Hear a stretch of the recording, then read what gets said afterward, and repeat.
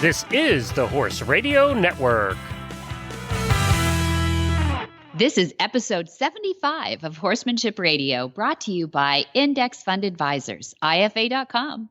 Horsemanship Radio is a part of the family of the Horse Radio Network.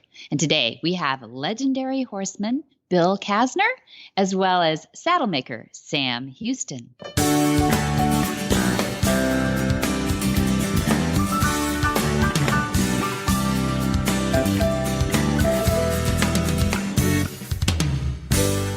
This is Debbie Laux, and you're listening to the Horsemanship Radio. Thank you for joining us. Horsemanship Radio airs on the 1st and the 15th of the month, and I have my producer Jen with me today. Hi, Jen. Hello, Debbie. How are you doing? Hi, sweetie. Good. How are you? I'm doing great. I raced in here to do our recording this afternoon, having just leaped off my pony, Nigel. Oh, fun. Yes. Fun. Do you smell like a horse? I do. Good. Good. Take a deep breath. Yes. How was the ride? The ride was lovely. The weather has moderated here in Florida, so much to Nigel's dismay, we went out on the Reed Road today. And I was trying to put into practice some of my own advice. Okay. What were you telling yourself? Well, I did a tip the other day. Last week I rode in the arena on Friday, I guess it was. And we just practiced walk. That's it. We just walked because when he gets in the arena, he's just a tiny bit ring sour. So he wants to put on a little bit of an attitude. Yeah, because he's had a whole career in the ring, right? Yeah, he's done the ring thing. He's like over it. Yeah. But especially if I don't have time to go out for a long ride, I'll ride in the arena because it's convenient. Go in there, bop around for a little bit, and then you're done. Yeah. So I'm trying to get him to be in the moment. Be attentive and be with me because, he uses that method. If I'm looking over off into the distance, you can't tell me to do anything. Yeah, I'm evading you. Yes. So I was practicing not trying to overpower him because what you want to do when your horse is not giving you what you want, whether they're evading him like he does or if they're jiggy or if they seem to be ignoring your left leg, you want to make all of your aids bigger and stronger. That's what we do. Okay.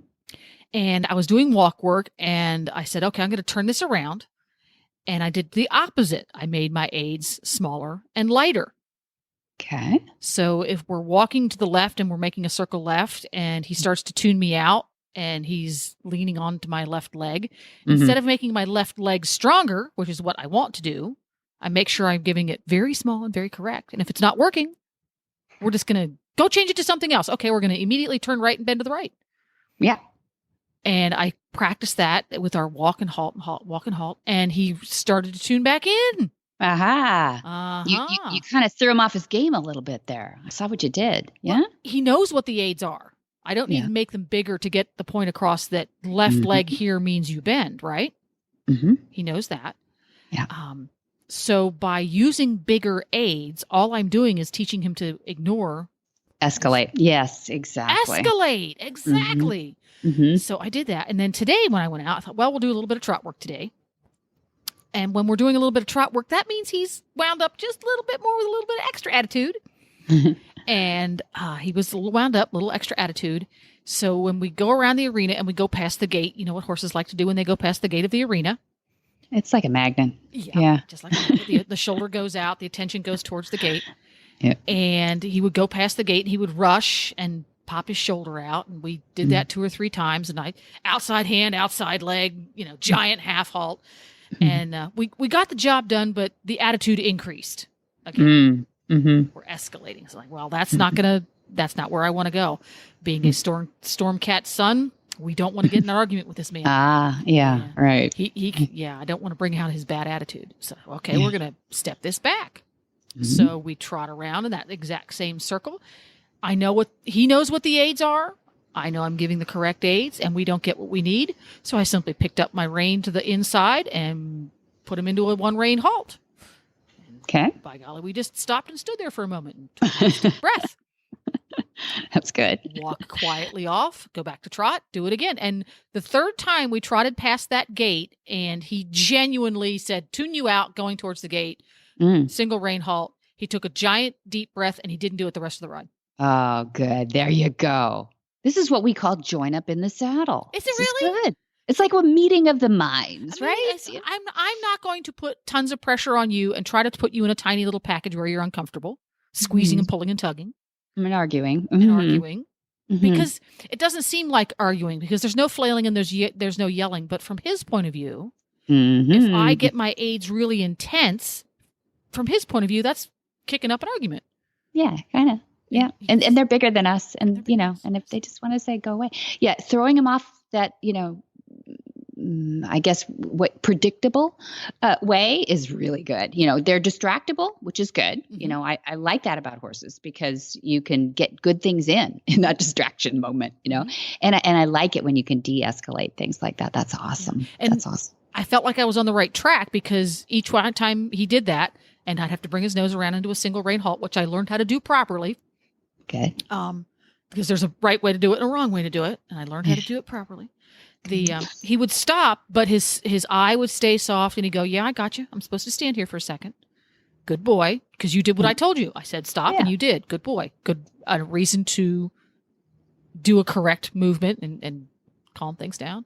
Mm-hmm. And I thought, oh, I'm gonna have to do this 35 times. This is gonna be, and the third time, it's like he had a big old light bulb moment. He said, "Well, that's obviously not what you want me to do, is it?" That's good. He's agreeing with you. And I love the big breath. I love watching for that release. Yeah. I was able to really keep my good. aids light and soft. And we did our thing. In 20 minutes or so, we got a nice relaxed top line. So we went out for a hack. It was great. Perfect. So I got a lesson today. I got a reminder. That's good. I love that. Yeah. Thank you. This weekend, I'm fortunate enough to be able to see my other lesson will be with Charlotte Dujardin. Wait. You're going to ride with Charlotte Dujardin? No, I'm sitting at a table and I get to listen to her tell us what we're supposed to do. But I don't ride dressage, but I appreciate good dressage. And I've been watching the videotapes of her. And so, it was fun. I was just running a videotape of Jen in my mind on Nigel. And now, I've got to focus on Charlotte, my next lesson.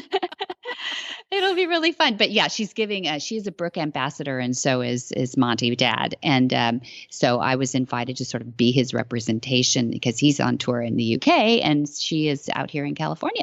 So she'll be very close to Flag Gazette Farms. And I'll be fortunate enough to be one of the small crowd there to see her do her thing. Oh, she's going to do a demo? Yes. Oh, it's a 2-day clinic. Yeah, it's great. That's exciting. Oh. Yeah, and I just heard on Horse Radio Network, I heard that interview with one of your auditors who talked about attending Charlotte's clinic in Canada. Yeah. Yes. So I think it's, she's doing the sweep or something as a tour of these things. Yes. But yeah, so I really cool takeaways. Fortunate. Mm-hmm. I hope so. Yeah. I think so. I'm very excited. We can, when we get together to record next time, we'll chat about how that went. And yes. I want to hear your takeaways. Yours is going to be a very different point of view because you ride Western. Yeah. I look for harmony. I look for all those things that she does to get such a relaxed but generous, performance out of her horse. And she does. I know that she does things. A lot of high-end dressage riders will do things in a clinic that you'd never see them do in a performance because they're schooling a little bit, and they're exactly. Yeah. And so to me, that just behaviorally, I think that'll be fascinating to see. And anything at that level is just amazing to me, Jen, to be able to see people who have achieved so much. She has just broken all the records. And I just watched again the YouTube of her London performance. You just think she has a microphone on her horse and telling him what to do. He must understand exactly what she's saying. No, it's all through feel and harmony and understanding and hours and hours and hours of dedication to that sport. It's just amazing to watch when it works like that. Yeah. So let's get on with, we got some great guests today coming in, and I think people are being fascinated by a young saddle maker, Samantha Huston, living in the footsteps of her dad he's just an artist at the end of his career building saddles.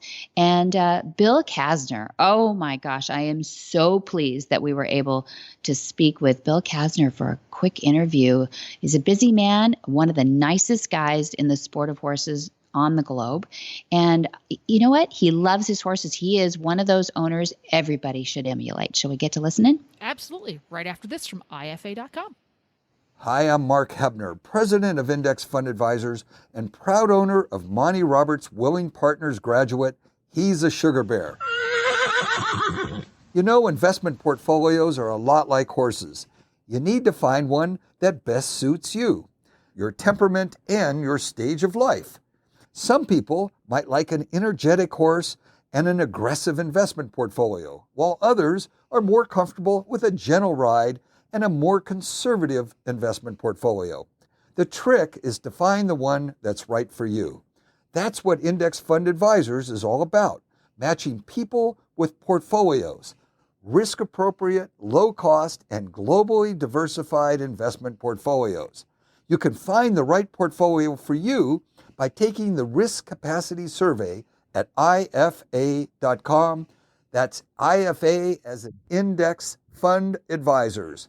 Or you can call us toll-free at 888-643-3133. That's 888-643-3133. Samantha Huston is a passionate artist, a horsewoman, a yoga teacher, and an aspiring saddle maker. Sam grew up spending time with her dad in his saddle shop and on horseback, and her toys were shop tools and art supplies. Leatherworking, silversmithing, and horsemanship came naturally to her, and her dad, Bill Huston, was building endurance saddles in the 1980s when Sam got hooked on riding distances in the backcountry. After designing and building her own lightweight distance saddle in her dad's shop in 2013, Sam set her sights on following in her father's footsteps. Recently, Sam acquired an entire leather shop from a retiring talented saddle maker and a Western artist named Bob Matson. And apprenticing with her father, Sam follows in the Huston's family's tradition of saddle making and leather work, and it's an emphasis on comfort for both the horse and the rider.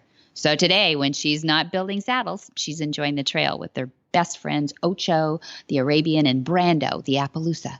Well, welcome, Samantha Huston. You're an amazing woman. How do you put artistry, horsewoman, yoga teacher, and an aspiring saddle maker all in one bio? Thanks. Well, that's just what I do, and I used to do a lot more, so I'm really... Whoa. Trying to slow down. I've been off caffeine for about 3 months. Oh, so dear. That's helping. Oh, no, don't do that. Is that helping? Yeah, it really helps. I'm really, really slowing down and focusing on the horses more and the saddle shop. So that's very refreshing for me because I was always trying to do so many things at once. Yeah. Well, you have an amazing family, and I'll ask you a few questions about that in a little bit too. But I kind of reading your passions and knowing you as a horsewoman too, I kind of had this question I just was dying to ask you, like, where do you see yourself, Sam Huston, in like 25 years? What do you see yourself doing? Wow. Well, I haven't really thought that far ahead, honestly.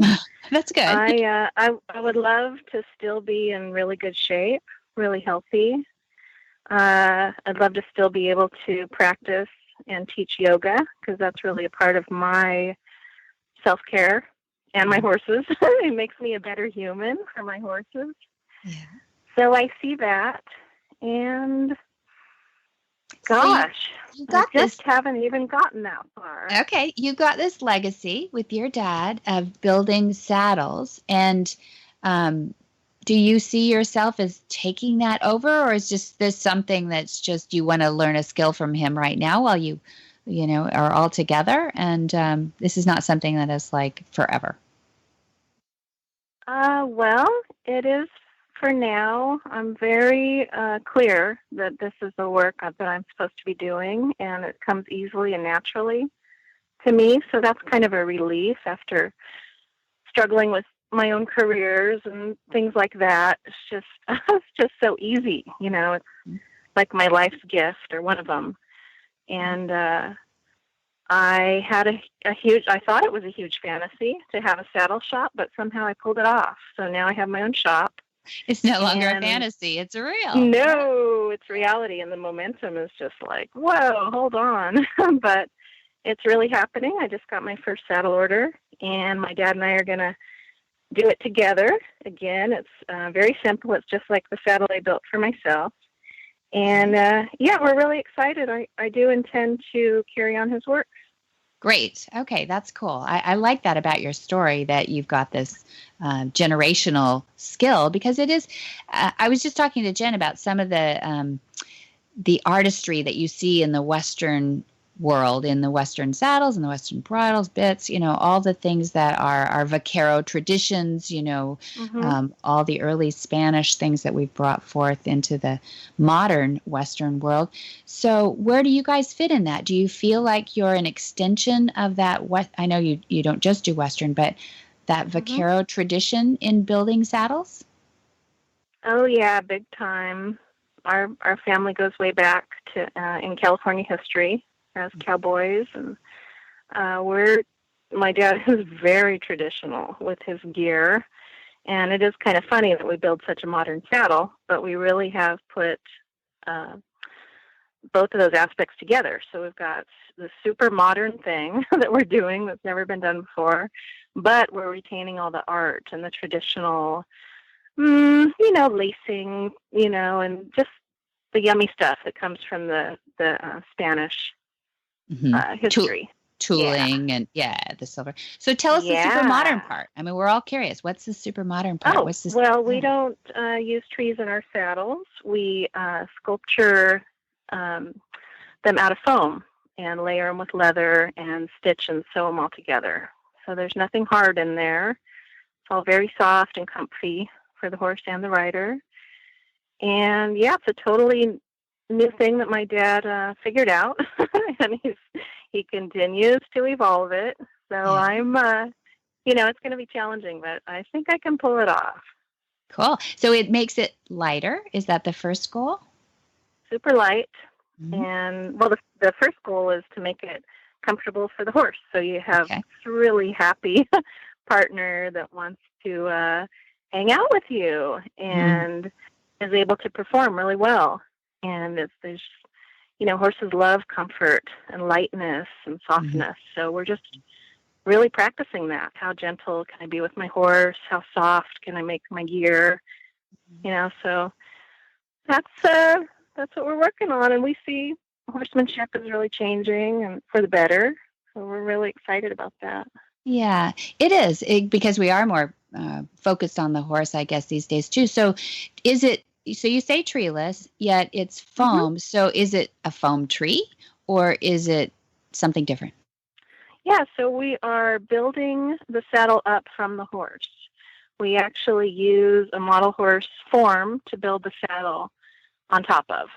So it's shaped just like a horse with consideration for all the different movements. And from there, we build up. And we take different parts of the traditional tree, like the cantle, the pommel, the seat, and we just form it in one piece at a time. And we, finish it off with beautiful leather. Really nice craftsmanship. Yeah, all that stitching and everything. So is it just you and your dad that are building the saddle too? Do you have other artisans? Yeah.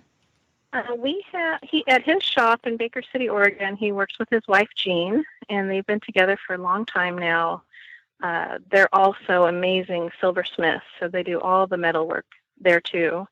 And they do have one helper, JD. So that's it. And then I'm down here in California. Your website has beautiful photos, by the way. So tell me about the horn, because it looks like, I'm thinking vaquero tradition, like roping horn, but what is that? It's a little different. Yeah? Right. Well, that's something that my dad makes himself, depending on the type of saddle that somebody wants, right? So my saddle, my really lightweight saddle, has what he calls a little boy horn or a palm grip horn. So we make the horns specific for the person, the type client. of saddle that they want. Yeah, the customer. So that is really the only metal in the saddle is the horn. Yeah. Okay. And we can even make saddles without horns too. We've made English saddles with the same technology that work great too. Mm-hmm. Mm-hmm. Yeah, they are just beautiful, and I love that you're being easy on the horse's back.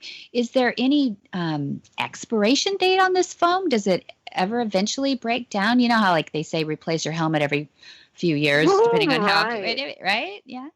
Well, I've been working on breaking down mine. But You've been trying. Many, many miles, and it's holding up fine.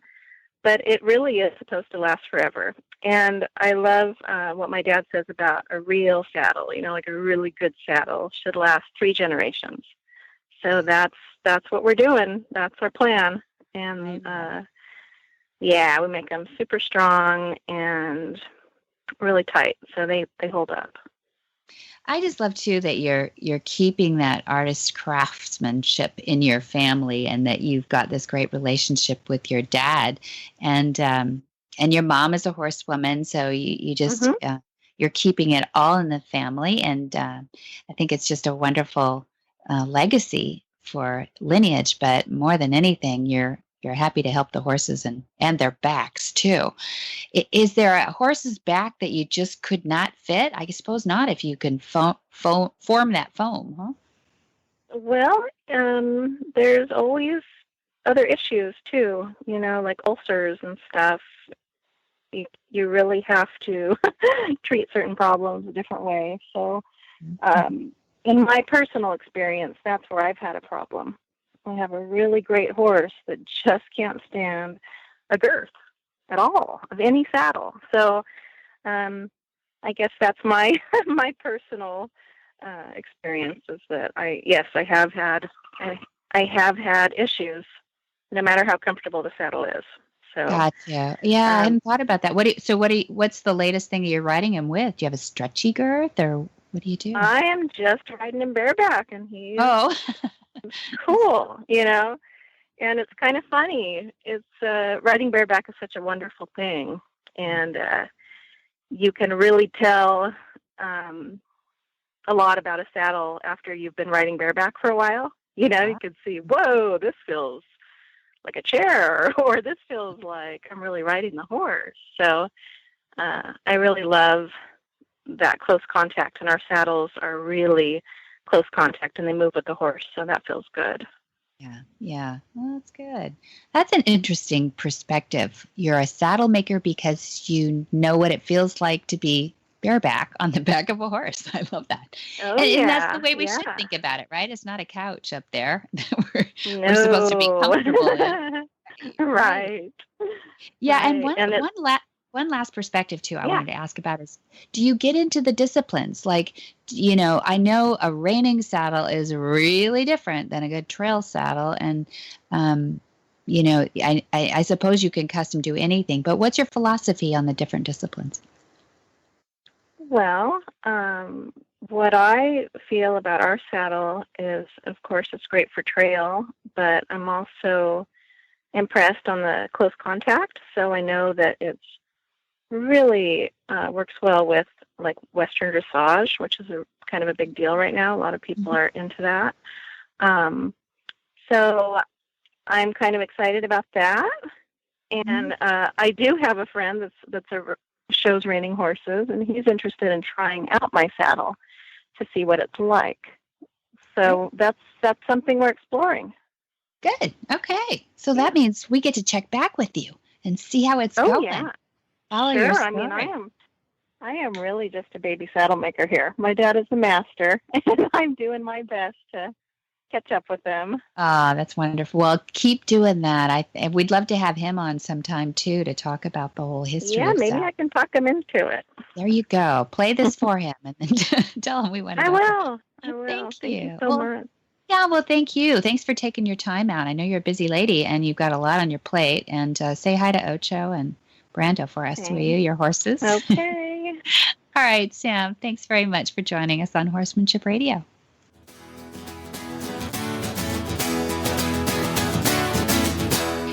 We're really excited because Sean's Omega Fields company has done something amazing for one of our test horses. His name is Cadillac. And we felt so strongly about it that we definitely wanted to bring him on as a sponsor of Horsemanship Radio. And we wanted you to know that it came in that order first, is that we were so impressed with this product and with this horse's results that we wanted to have him a part of our monthly shows. What is it about the Omega Fields product? Something's different. Omega Fields was built around a really unique and proprietary technology. Flaxseed has been known for a long time to contain rich source of omega-3 fatty acids along with omega-6 and omega-9 fatty acids in a near perfect balance. But historically, there was a problem using it. It's high in fat, and when it was milled into a feed product or a food product, it would go rancid very quickly. So our company had developed a proprietary technology for stabilizing this high-fat flaxseed to make it usable, give it a long shelf life in a natural environment. We don't use any chemicals or additives to extend the shelf life or anything like that. It's a completely natural process. That's what makes our flax really different. It makes it usable. It makes it nutritious over a long period of time. We guarantee an 18-month shelf life, so consumers can use it with confidence without it going rancid that, would potentially harm the horse. So quality of manufacture, every single thing in that product, Omega Horseshine, is food grade. It's made at a food grade facility with great care of product quality. The stabilization technology makes that omega-3 nutritional value locked in and usable for a long period of time. So proof is in the pudding, so to speak, that it really works. You'll see dramatic results in a fairly short period of time. Bill Casner grew up in El Paso, Texas, and he developed a love of horses at an early age.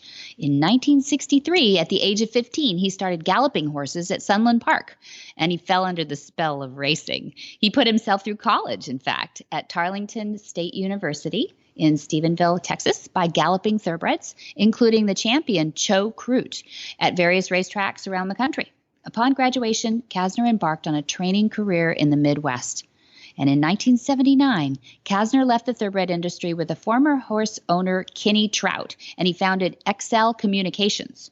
In addition to Excel, which went public in 1996, Casner owns the Dallas-Fort Worth-based B&R Equipment. He's a successful guy. But he re-entered the thoroughbred industry in the mid-1990s and through various racing partnerships. In early 2000, he and Mr. Trout came full circle and formed another partnership, establishing the renowned Windstar Farms in Versailles, Kentucky. Casner sold his interest in the farm to Trout in 2011, but he continues to board his 20 mares at that facility. He's a good horse owner. Bill has received numerous awards, including the Thoroughbred Charities of America 2007 Leadership Award, the 2005 WT Young Humanitarian Award, as well as the 2003 TOBA Award for service in the industry. And Casner currently serves on the Thoroughbred Owners and Breeders Association Board of Trustees and is a past chairman, a vice chairman and co-founder of the Kentucky Equine Education Project, KEEP. Mr. Casner is also a founding member of the Race for Education, a national scholarship foundation providing educational opportunities to children of racing's backside and farm workers. Mr. Casner and his wife Susan and their daughter Casey are residents of Flower Mound, Texas. Welcome, Bill Casner, to Horsemanship Radio. We are so honored to have you on. And you were actually a substitute for Stacy Hancock, and I just so appreciate you standing in for her. She's a grand jury today, poor thing. But I know she put us in good hands through you, Bill, and I'd love to introduce you to our listeners a little bit. And if you could tell us a little bit about how you got into the racing industry so we have some perspective here. You're quite accomplished, as well as your horses. Well, first of all, thanks for having me on the program. I'm a humble second to Stacy. Stacy is, I'll tell you what, she's a bulldog. She's certainly, she was the founder of Whoa, which is, of course, an acronym for water, hay, and oats.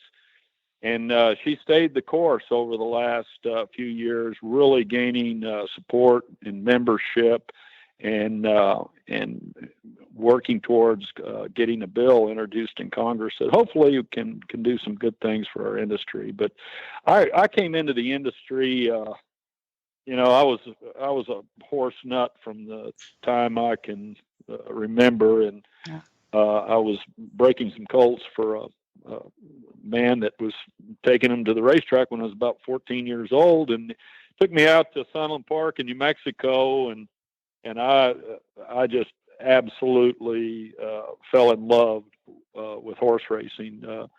There were exercise riders that were getting $1 a head to gallop a real racehorse around the racetrack 1 or 1.5 times, and I thought that was all the money in the world. And for a kid my age, it certainly seemed that way. But from that point forward, it became certainly something very important in my life. It allowed me to put myself through college. I worked at racetracks in the summertime and save enough money. I worked at racetracks all over the country, galloping horses, and get a job in the grandstand in the afternoon. But, I went on I was a racehorse trainer for the last 6 years. I left the racetrack when I was 31 years old.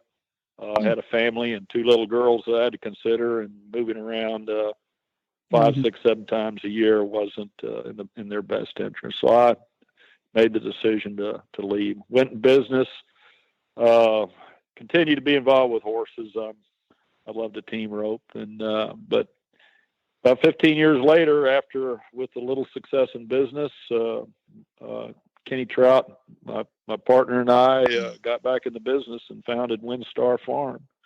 Beautiful. And WinStar has grown to be arguably one of the biggest breeding farms, training farms in the world. And it was really WinStar was a lot of fun. We've bred 2 Derby winners. Sunnyside was the first one. Unfortunately, we sold him, but he probably had to be sold to win the Derby. Everything had to go as it did. But then we also bred Super Saver, which won the Dubai World Cup in 2010. And I bred a Dubai World Cup winner, probably the best horse I've ever owned personally, well armed. He fractured a hip as a 3-year-old and went through just a very challenging recovery, but went on to win the richest horse race in the world at 6 years old. Just really an amazing horse that overcame tremendous adversity. And we raced, my wife bred Colonel John, who won the Santa Anita Derby and the Travers, and ran in the Derby, etc. So, yeah, I never really dreamed when I first stepped on that racetrack back in 1963 that I would ever be standing in the winner's circle of some of the major races in the world. But such are the twists and turns of fate, and it's been an amazing journey. Yeah, an amazing life. Yeah, and hard work got you there too. I know it doesn't happen by accident exactly. So, I'm honored that we have you representing Water, Hay, and Oats Alliance today too, because you just said it. You just mentioned every reason why people should be loving on these horses that have provided so well and deserve, I think, a good career and a good legacy generationally now into the future. So how did you get acquainted with Water, Hay, Oats Alliance? Well, of course, I've known Stacy for a long time, and when she founded the organization, I thought the goals were certainly extremely worthwhile. I think perhaps at the time I thought that that it was a challenge that was almost unsurmountable. And reason, one of the mission of Water, Hay, and Oats is to work towards uniformity in central governance in horse racing. And as it stands, there are 38 independent state racing jurisdictions that are administered by their politically appointed commissioners. In all those 38 states, there is little uniformity of medication rules and enforcement. And withdrawal times are different. Permitted tolerances vary from state to state. And there's a range of funding and budget for post-race testing, from as little as $40 up to $125 per test in California. Of course, some states spend a lot more than other states on tests. And as you can understand, a state that spends $40 on a test is not going to get the highest available test for that race. So it creates a lot of opportunities, perhaps for the cheaters. Mm-hmm. Yeah, maybe we should explain a little bit about why Stacy set out to found this and how she got so many credentialed, heavyweights to be involved. Well, I think it all goes back with the frustration that so many of us have with the current dysfunctional system that we have.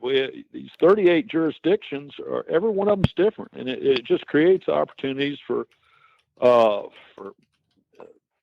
errors to happen, for trainers to send horses ship all over the country for horse races. So every time they leave one state and go into another, there's another set of rules. And test barns are different and everything, and it leaves a loophole there. It leaves an opportunity for the cheaters, people who would endeavor to take an edge with either pushing the limits on permitted medication or using performance enhancing drugs. It's a very flawed system of governance. If somebody, the way it is now, because of budget restrictions, everything, if a test come back bad on a trainer who's perhaps a habitual violator, and the commission, will take him to task on it, he'll lawyer up. Yeah. And the financially strapped commissions don't want any extended legal expenses, so they tend to give out relatively light penalties.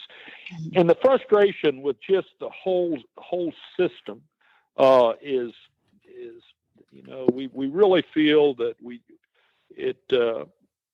it's just very dysfunctional and just really compromises the integrity of our industry. And I want to qualify that, because the vast majority of our industry is are people that abide by the rules, but there are those who will always try and take advantage of the system.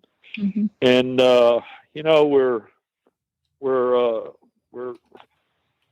we've been trying to generate support. In fact, we've really come a long way. Stacy, of course, has networked with the Jockey Club, the American Horse Council, racetracks across the country, and creating this support for a House bill that has been introduced in Congress. Okay, what's that? What? Yeah. It's referred to as House Bill 3084. Okay. And it was introduced by Senator Paul Tonko of New York, and he's a Democrat, and it was co-sponsored by Andy Barr, a Republican from Kentucky.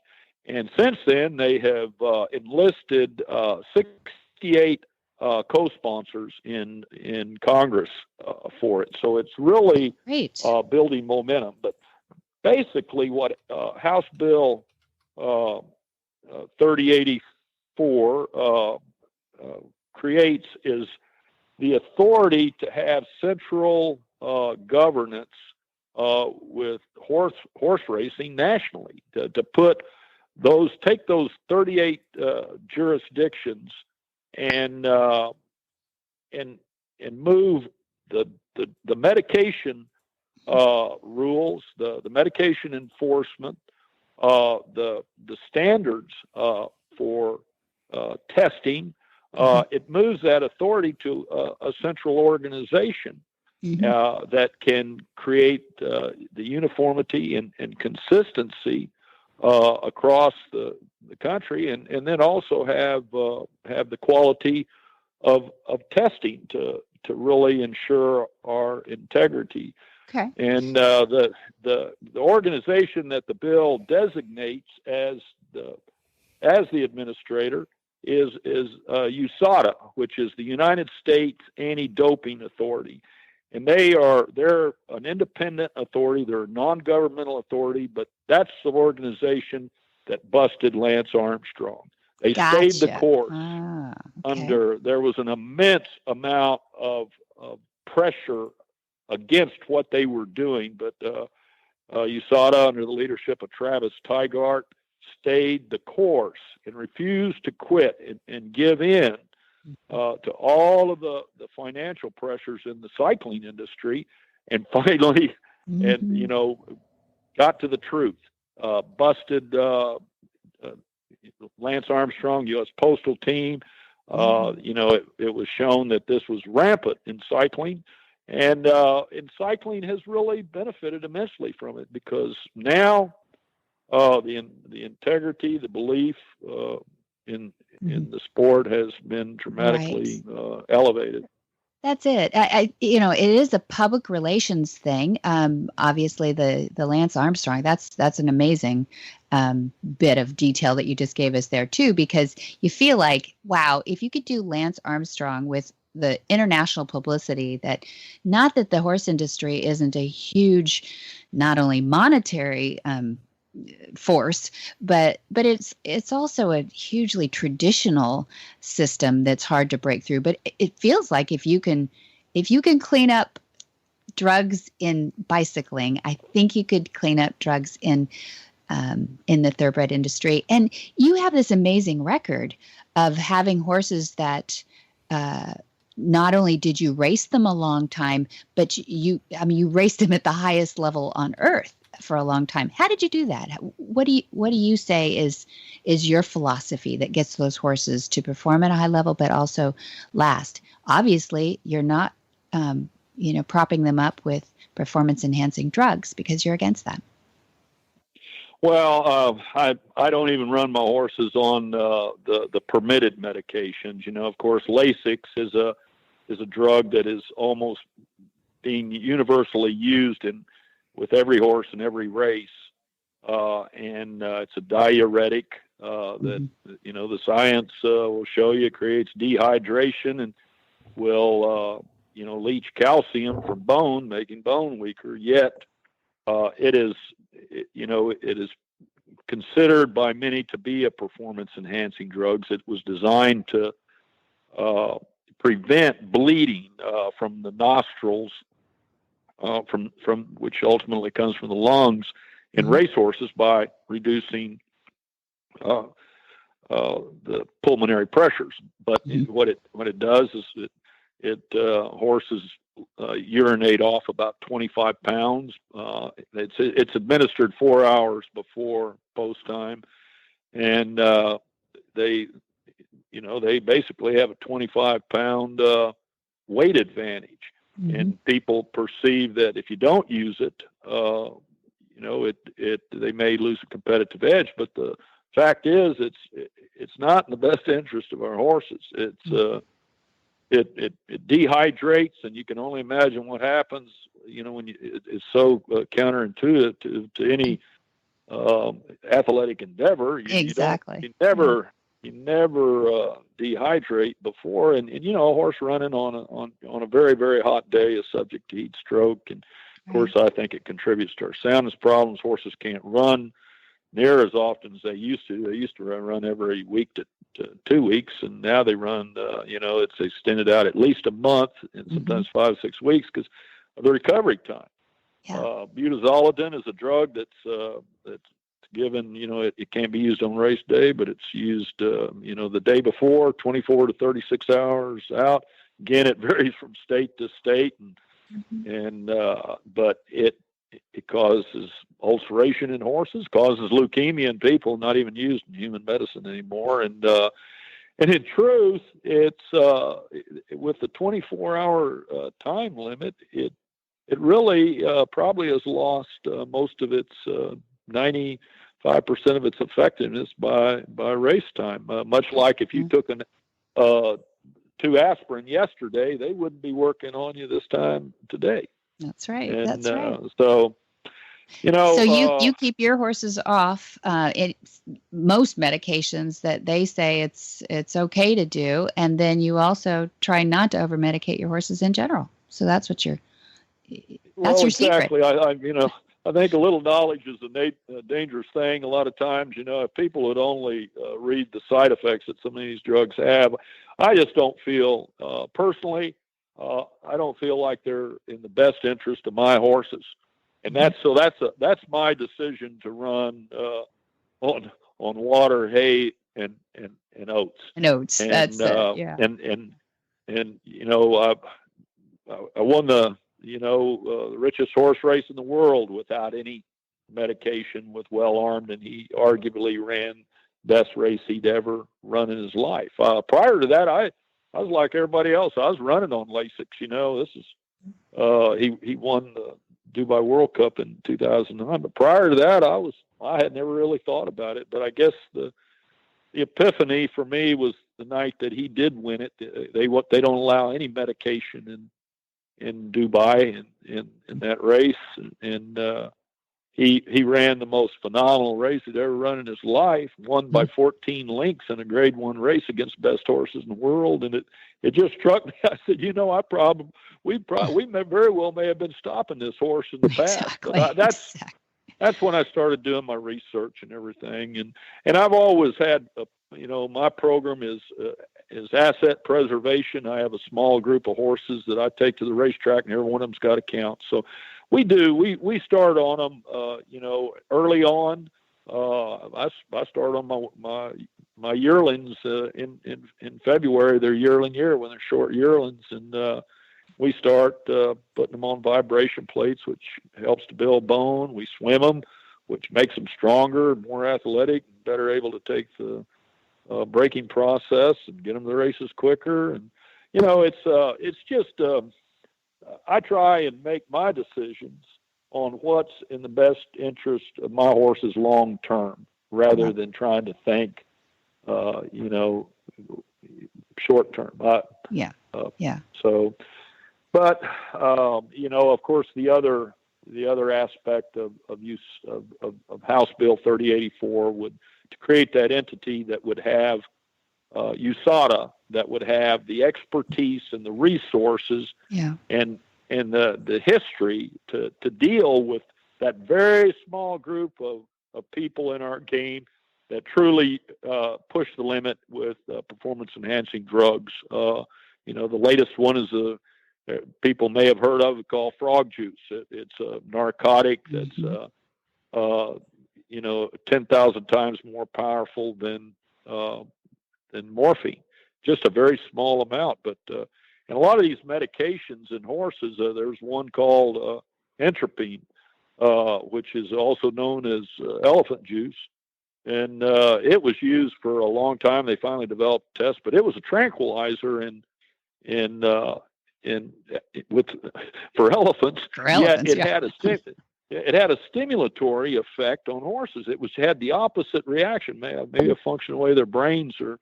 But usage, these drugs, these performance enhancing drugs, will be used until a test is developed.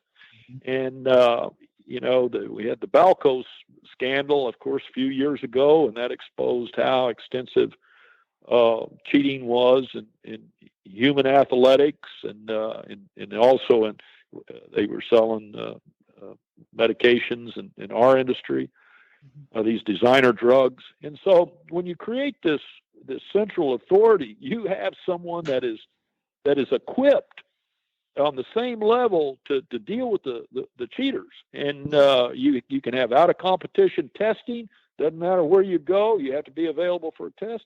There's all sorts of benefits to it. And but it is something that has had some resistance in our industry. Yeah, anything against tradition, or seems like maybe a better idea today is tough.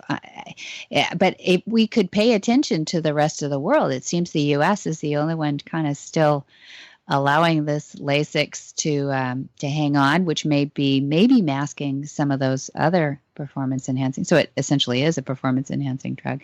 But I wanted to bring you on and bring up your opinion about this, because you've achieved at such a high level, which takes away all the excuses, I think, and you even outlined it better for us than I could have, to say that you don't need it. And what are we doing in our gene pool to change it, so that one thing that people forget about racing is you don't win by the clock. It's the first horse's nose that goes across the wire that wins. That's right. And it's just such a leveler that way. And if they think that they're trying to get, a couple of extra feet out of the horse, and we compromise their whole gene pool, it doesn't really make sense. We're losing our industry. And don't even get me started on whips. But I just think they may find someday, if they study this, that whips actually make the horses run slower, just by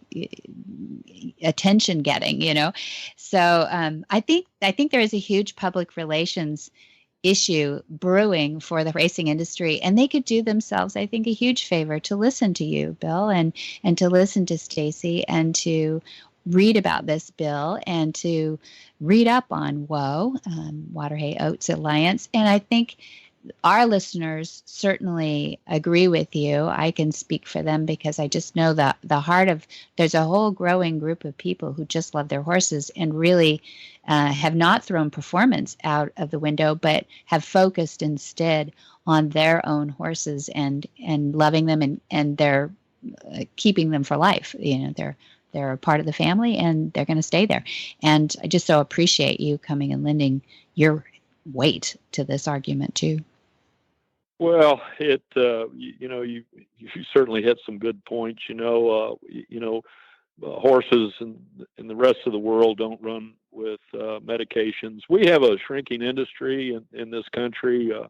We've had about a 4% decline in handle over the last yearly for about the last 10 years. Horse racing continues to decline, and I think it's because of times have changed. People are certainly much more aware. Anything that is considered to be abusive to an animal is not tolerated. It's a different world we live in. People are wanting they want to ensure integrity, and they want a level playing field, and they want our horses to be treated properly. And so that's change is difficult. And you have a lot of people that don't want change because they think they're going to lose their edge. You have a group of people out there. One of the biggest pushbacks is kind of funny. It's people are say, well, I don't want the federal government in our business. They don't need to be in our business. We don't want any. Well, the fact of the matter is there was a bill passed in 1978 called the Interstate Horse Racing Act that gave us a monopoly on interstate wagering on horse races through simulcast. And so the government gave us one of the biggest gifts we've ever had. Right. People do not, they don't want to recognize that. That part's okay. And most of them don't even understand it or realize that, that the federal government does have their hands in our business. And what this bill would do, it would only create the authority, USADA, which is a non-governmental organization, to properly administrate the medication challenge that we have in this industry. Perfect. Yeah, that's not much to add. And I think the American people, not just horse lovers, love Seabiscuit, the story, and they, Secretariat. I think there is a huge population base that appreciate racing, and it shouldn't be shrinking. There's some other statement I think that's being made about this. Forget that there's other entertainment things that they can go to. I think it's hard to bring people who don't understand the industry to the racetrack anymore because of a lot of stuff they're seeing that they're not happy about, or they're reading in the paper and they never get there. So do you think there's hope for this bill? Is this going to pass? And are we going to change the industry a little bit? I hope so. I hope it happens in my lifetime. I'm 68 years old now, and I'm certainly the eternal optimist. And the support for this bill has significantly grown. The Jockey Club, which is one of the biggest organizations has really committed to this bill, and it's growing. There's 68 sponsors in Congress now, co-sponsors, and that's growing. These things don't happen overnight. Yeah. It takes a concerted effort. It takes commitment. And believe me, that's what Stacey Hancock has. Good. She has been willing to stay the course in leading this organization. Her and Arthur, but she's done an incredible job of staying the course and making sure that this continues to gain momentum. And I think I really, it's such a logical solution to one of our toughest problems that I think eventually it will. I think we get enough sponsors out there and people look at it and say this is no brainer. They're bipartisan, sponsors. So at the end of the day, yes. To answer your question, long-winded response, but yes, I am very optimistic that it will pass at some time in the future. Terrific. Well, we'll put a link to the information in our show notes so that people can go on there and study it for themselves. I know Dad, Monty Roberts, is now behind it. He's added his name to the list of impressive Absolutely. list of people in the industry, and people should look and see who's in support of it and just feel really good about supporting this thing and get it done. Well, your dad has always been, he was an early advocate of treating horses properly. He's been, he's an icon in the performance industry and in the racing industry. He introduced those pads that you put on those horses when a lot of them are real touchy, and that was, and that's been used for years at many racetracks now, and it was something that he thought of and invented. So on we go. That's it. We just love our horses, and we're going to keep heading in that direction, Bill. I so appreciate you being on with us on Horsemanship Radio today, and we'd love to have you back and as progress happens. Whisper language of the herd. Listen, you don't have to say a word. It's time for Jamie Jennings to fetch an email from Monty Roberts' inbox and share a morsel of Monty's wisdom in a little segment we like to call Ask Monty. Leave this world a better place than mine. The magic in the language of the herd. Ask Monty Part 2. The original question was, I was just wondering if you have to use an enclosed area for join-up, as I live on a Scottish island and it is hard to get access to one. Would a small field do? Round pens have been constructed of many different materials: logs, planks, stones, or even tires. In recent years, I've seen many round pens made of solar tape. People actually tell me that once a horse is trained to the electrical tape, this works just fine. History shows that round pens, which were originally used as part of a traditional training, have varied in size over the centuries. The methods used were often brutal, and many of these structures had a solid post in the center to restrain untrained horses. I have seen sizes varying between 30 feet, 10 meters, and 150 feet, 50 meters in diameter.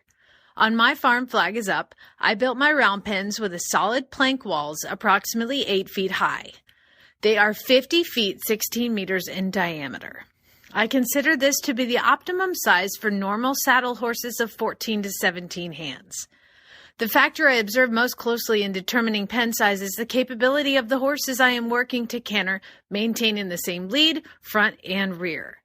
Very big warm bloods may require a slightly larger diameter in order to move in a coordinated manner. For the smaller breeds, the diameter can actually come down to about 46 feet with no problem. One of the most critical aspects of a round pen is the footing, which is both important for the safety and performance of the horse.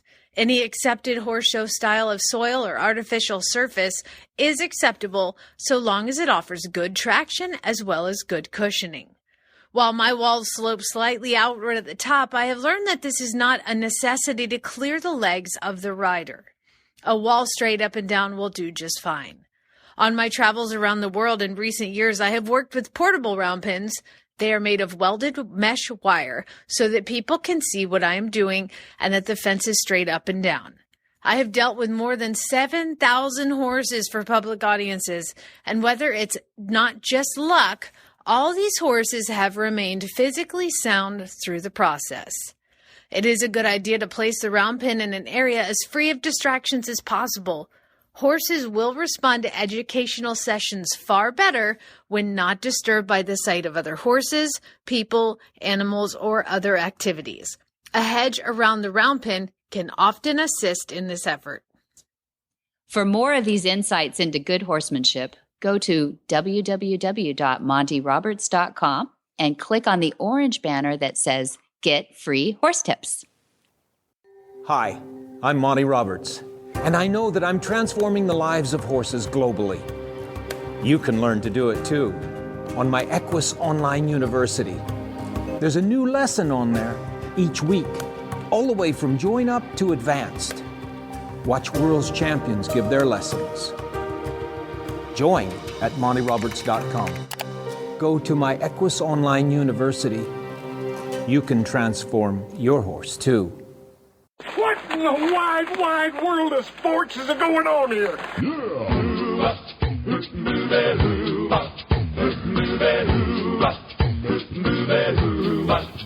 Where in the world is Monty Roberts? Monty is looking forward to meeting some new friends, two-legged and four-legged, in November. On the 3rd, the Living Legend Tour in East Yorkshire will be attended. And then November 5th, the Living Legend Tour in Lincolnshire. And both of those are in the United Kingdom. Winding down for the year. Yeah, getting there. Getting there. You can find all of this and more at Monty Roberts' website. That would be montyroberts.com. Or you can call a friendly face there at Flag is Up Farms by calling 805-688-6288.